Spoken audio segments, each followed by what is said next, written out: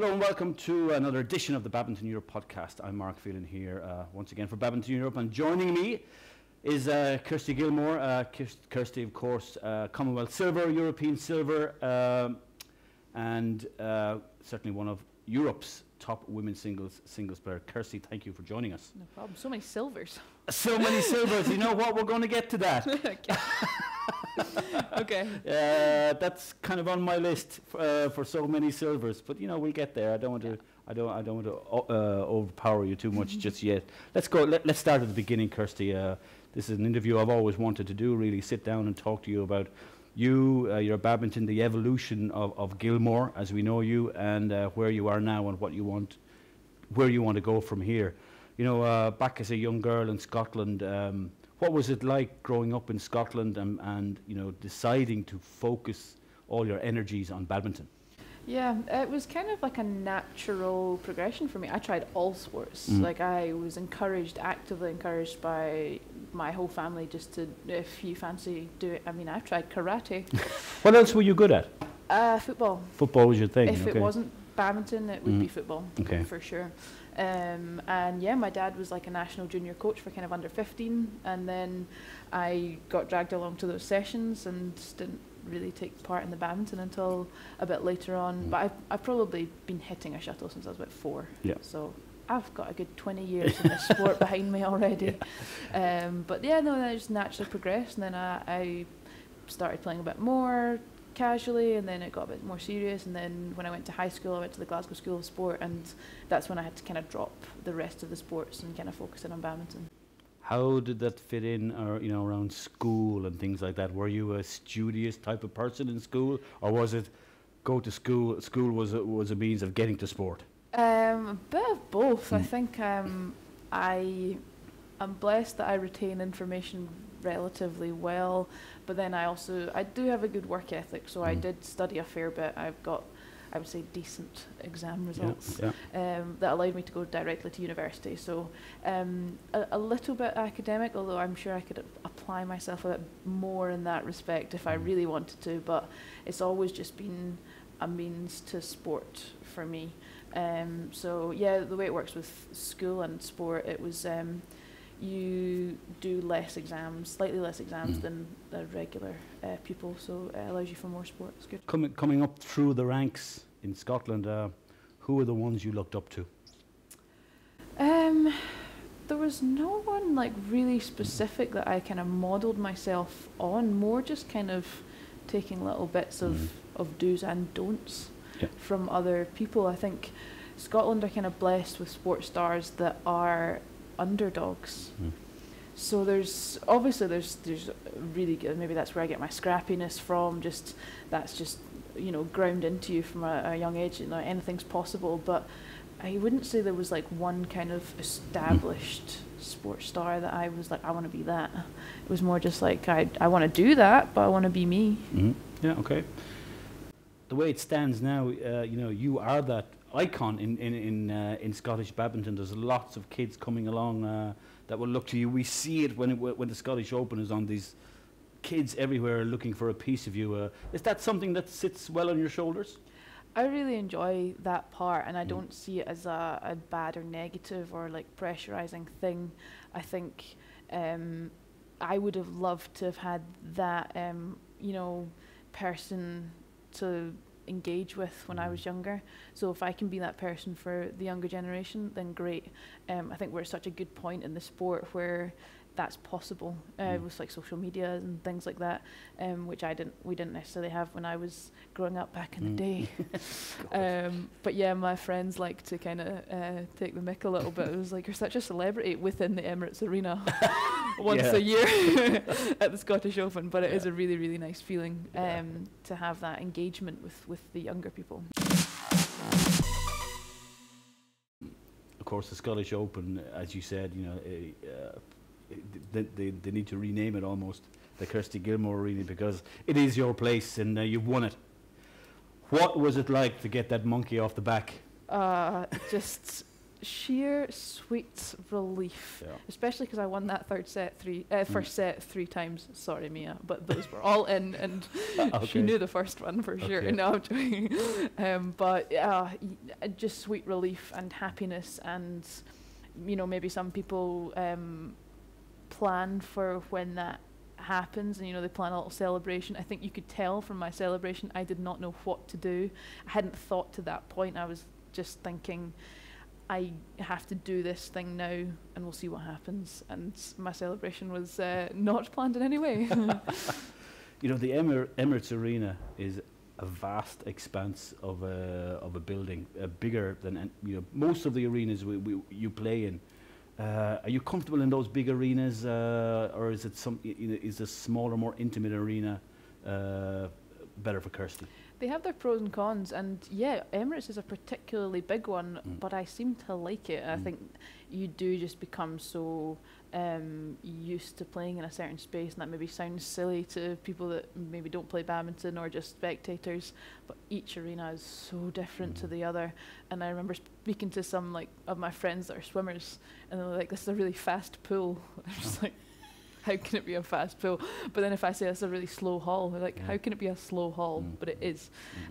So I think getting used to big arenas is such a gradual process. And okay, there's some people that just take to it like duck to water. But that was not the case for me. You kind of go in naivety, and that definitely works at the start. There is a bit of beginner's luck because, other people are taking it so, being so cautious and things, and you're just, playing your usual way, and sometimes that works. But then there is a kind of measured approach that you do have to kind of take and adapt each and every time, and it's the people that can adapt quickest are the best. Yeah, that was a real, let's call it a turning point, winning that Scottish Open for you. And now we're moving ahead, and we have a Commonwealth Games coming up, and a European Championships coming up, and we mentioned at the beginning here, you mentioned that was a lot of silvers being mentioned. The Commonwealth Games is a tournament you can win, and I'm sure you can, with all the stars aligning, believe that you can also win a European gold. What do you have to do, Kirsty, to get those silvers, turn those silvers into gold? It's a very good question, Mark. No, I think on the track that I'm going, and all the things that I'm working with Tap Meng and training, it's all of these things, just if I can make them all link up on the day, then that is, like you say, when the stars are going to align. And there's various techniques that, it's no secret that I can be world class in a tournament, but how do you do that in 12 tournaments and 15 tournaments? And that is what everyone is striving towards, just that consistently high performance, because I know I have that performance in me. We work a lot on how to grind in, how to make these performances consistent, and there's a lot of techniques that we use, which I'm not going to tell you about, but that is what we're really striving towards, and it's a long process, but one that I'm quite confident, and I trust in it. I'll put you on the spot here now. I'm not one for putting players on the spot, but I'm going to do it this time because I know Kirsty won't hit me. Commonwealth gold or European gold? Which one would I prefer? Which one would you prefer? Oh, sweet lords. Oh, it's like Sophie's choice. Yeah, it is. It's very. Let's talk a bit about it first. So I'm giving you a bit of time. Okay. The Commonwealth Games and the European Games are almost back to back. Yes. You have to go to the other side of the world for the Commonwealth Games and come back and expect to try and perform at the European Championships. That is a difficult thing to do. You know what it's like, just to travel alone and everything else that goes along with it, and the preparation, trying to get your peak performance. That curve coming to a peak for one tournament is hard enough. To keep it there for two top level tournaments is a difficult thing. Yeah. Is that something you're working towards? Are both of these tournaments maybe a focus, or have you set one as a goal and the other one as might come along, just as a subsequence? I think we're definitely working towards you just have to work towards what ones comes Yeah, first. okay. So it has to be forefront of the mind, Commonwealth Games. And I don't really know. So Commonwealth Games for us is a strange one because you don't really know how the rest of the badminton community feels about it. I guess it's a bit like the SEA Games. Yeah. You know, it's kind of a big thing, but we're not involved, so you know, it's kind of separate. But as far as I'm concerned, the Commonwealth Games is the big one. I think because you only get 1 in 4 chances.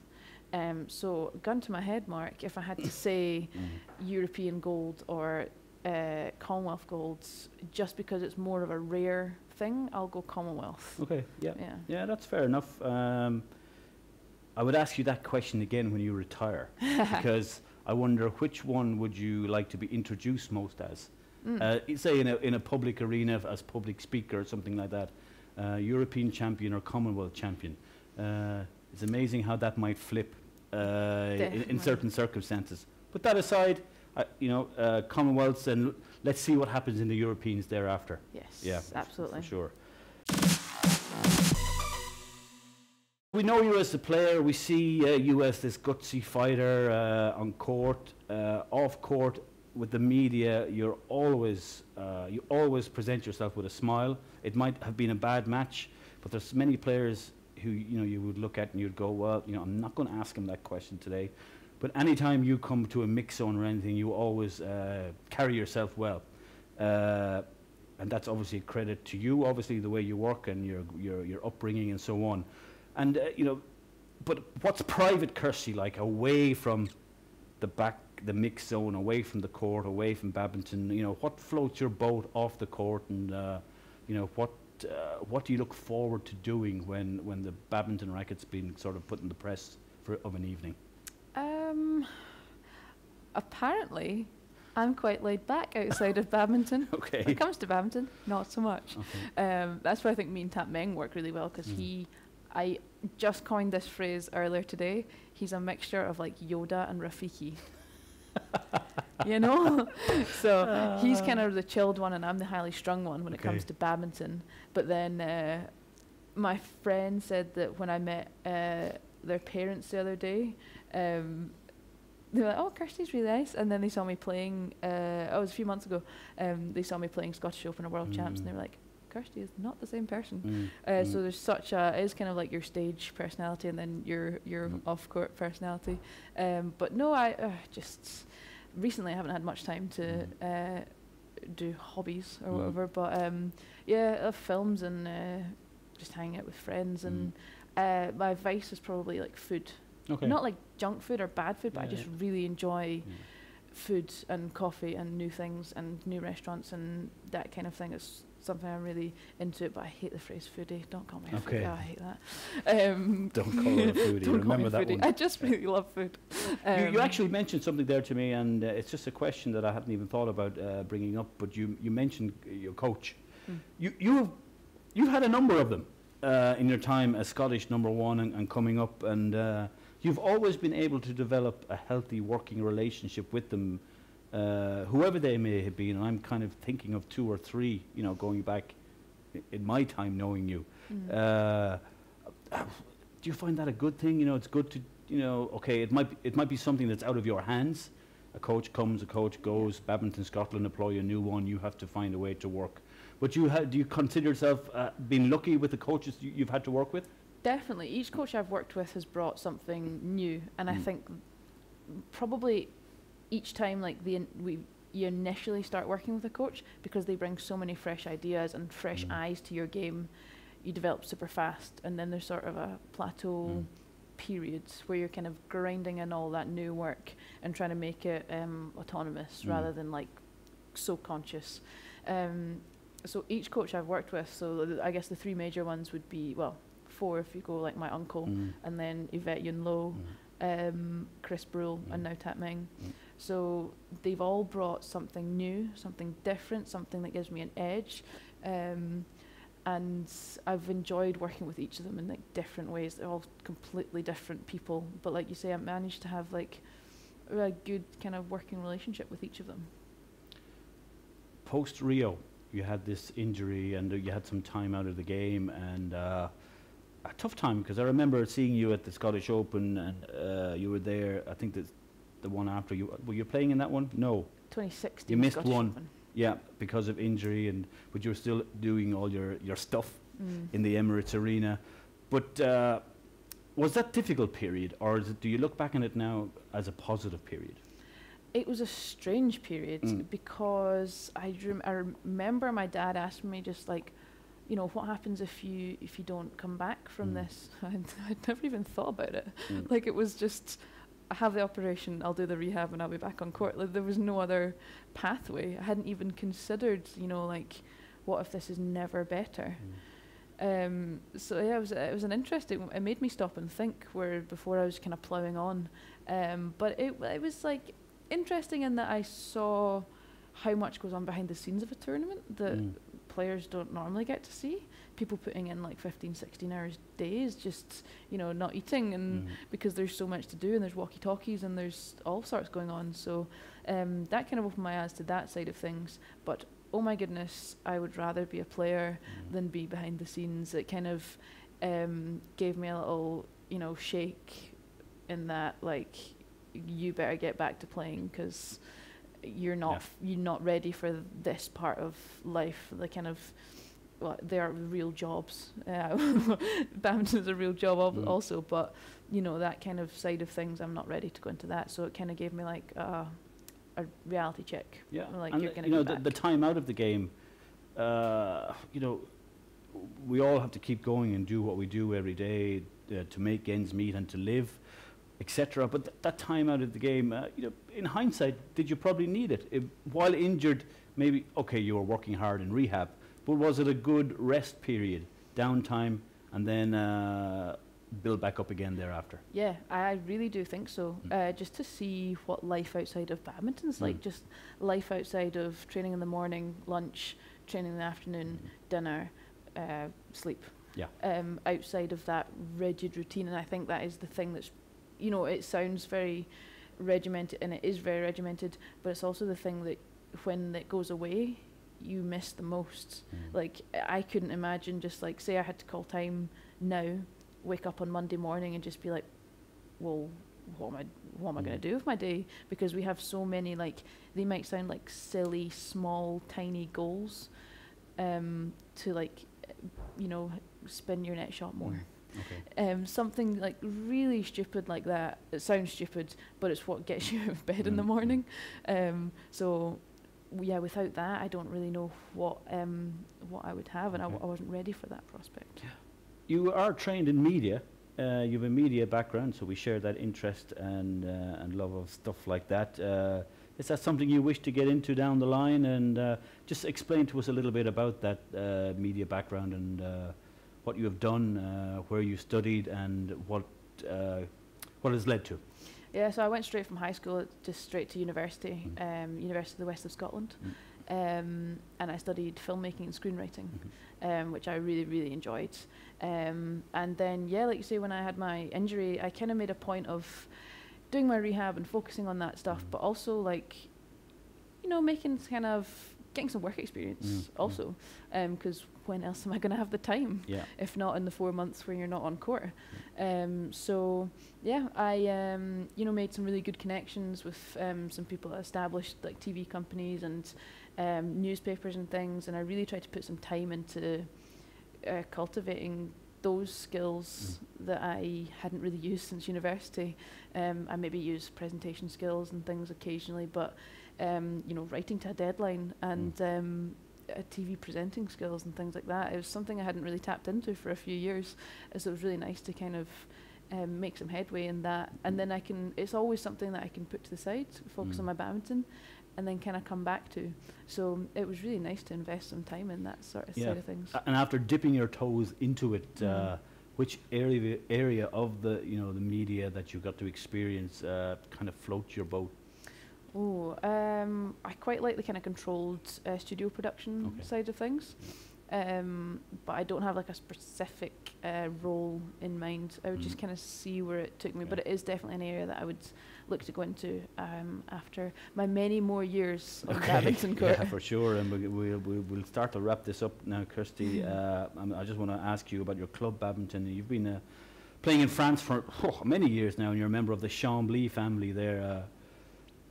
A club with a vast array of experienced players there, even in just women's singles, as you and Beatrice and Soraya from memory.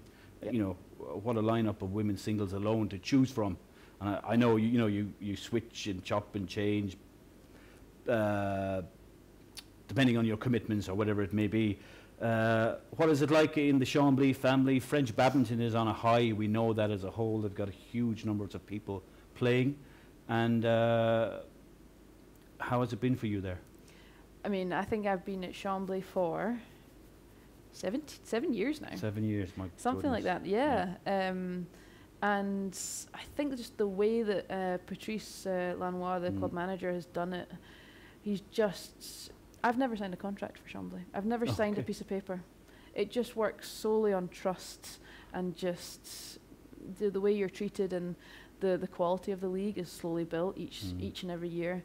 So when I came in, myself and Bea came in at the same year, and the players in the club have changed slightly over the years, but it really has been some like key members for like the whole time.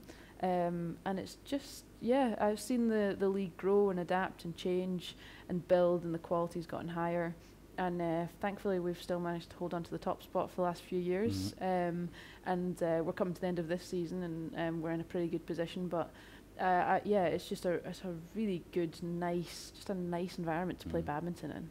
Yeah, again, it looks like a toss-up between you guys and Issy, maybe again for the French league. But Chambly have invested a lot of money. Let's call a spade into players, top players like yourself and many more, Robert Matusiak and many others that have been there over the years.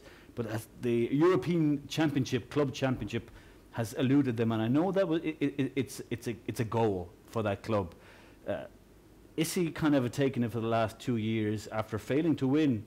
Isn't that correct? The French league, is that still a big goal for the club? And what do you guys have to do to win it? I think it is the next natural target for us. Of course, we want to win the top 12, but then, after that, it does kind of turn to the European Club Championships.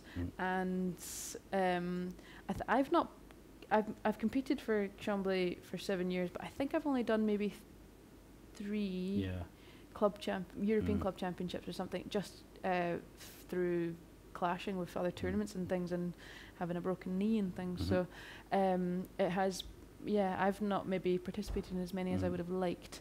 So I'm looking. I'm not actually sure when it is this year, but hopefully I'll get to play it. Yeah, it's in the end of June, and we have to go to somewhere in Poland. Oh, super. Okay. Well, let's see if it's possible. But I know that that's definitely the one that we're gunning for. And I hope we can do it this year. Yeah, I think certainly Chambly deserve it because first of all they support the tournament, always have done, and France have been a great supporter of hosting that tournament over the last number of years. Kirsty, we'll wrap it up there. I probably kept you longer than you expected, but you and I go back a little while, and when the conversation flows, it tends to keep going for a little while. Thanks for joining us, and remember you can follow Kirsty on all her social media channels as always. Always an interesting follow and an interesting read. Don't forget to subscribe to our YouTube channel here at Badminton Europe, and follow us on Facebook, Instagram and Twitter. And remember, all our podcasts are now on iTunes, so you can get them all there via the iTunes library. Once again, thank you very much, Kirsty, for joining us, and until next time, goodbye.